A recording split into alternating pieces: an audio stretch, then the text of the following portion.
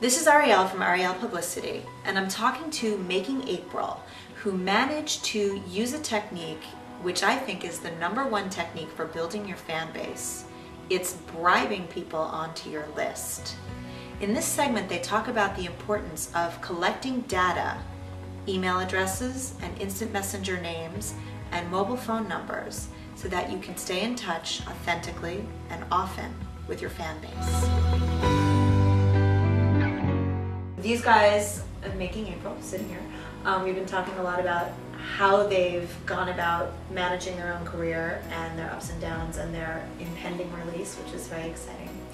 And one thing that we talked about before we started shooting was the fact that you guys are now heavily focused on collecting data.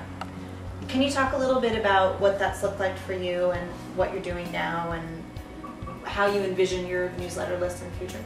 I feel like we got in a pretty good time. It's a lot harder to grow fast at this point in time because they put a lot of caps on things. Just there's security and everything, a lot of fake accounts on.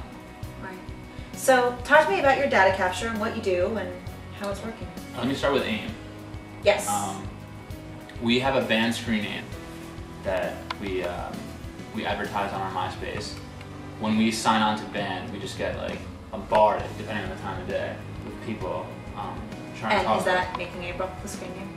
Band Making April. Someone had Making April, I don't know who. But so we use that to just have announcements, like we'll sign on and quickly have an away message, and then if we want to like give something away or tell people about something, then that's an easy way for people to know. Mm-hmm. But for data collection, every single fan that has IM'd us in the past, or most of them, we just hit like the add to buddy list thing. Mm-hmm. So we'll be having a conversation with someone, add to buddy list, conversation, add to buddy list, and we just have collected like thousands of screen names. And the buddy list I think can only take 1,000, so we have to like export the whole list and then start again. The main thing is though, every time you get rid of the list, you don't know who you talk to unless you had like a good conversation with this person or they're a regular, and you don't know if they messaged you just once in the past. So like now we're gonna have to take all these names, put them in probably like Excel, and try to like get rid of the duplicates because we're probably gonna lie. Yeah, we haven't tried this yet. We just literally have all these lists we never did anything with. They're just sitting there, which is awesome though, because when our album comes out, we hit all of them directly and just talk to them.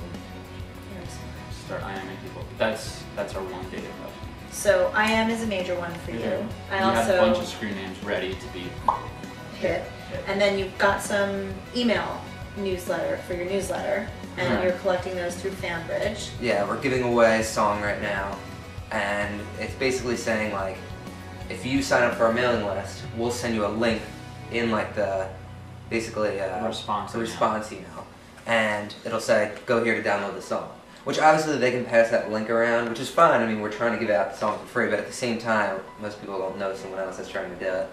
So we'll get like probably about 150 a day people just signing up right now. That's amazing. I think more so people will just say, hey, go sign up for their mailing list, you'll get a free song. And you get the free song. Rather than giving the link. And out of like all these songs, I guess like we've given out probably about 1,500 so far, is that we've only had about 30 people unsubscribe from the list. So these are fans that just want to get updated anyways and don't care that they're signed up to it.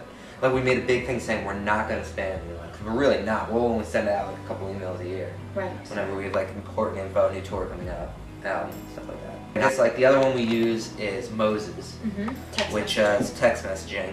And for that also we gave away 3 free ringtones and a wallpaper. And we maybe like added a new ringtone like once a week until we got up to that point. And we've even had ideas of maybe debuting like a clip of a new song on there just to get more people to sign up that you can't hear anywhere else. I mean, we just want to use all these different sites and make an exclusive thing on all these different sites, because then they'll be more willing to feature you. Absolutely. Very cool. So let's go back to Facebook, because obviously that's one that a lot of musicians are now, believe it or not, just beginning to catch on.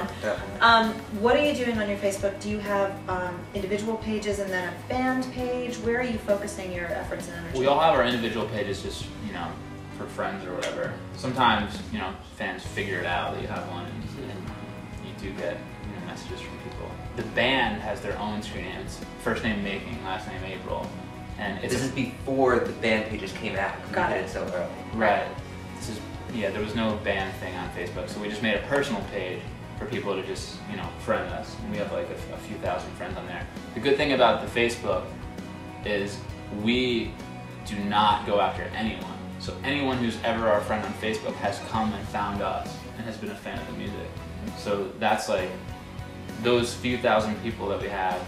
We know that if we send a message to them directly, they're engaged. They like us, they've liked us at some core point. fans. Yeah. Right.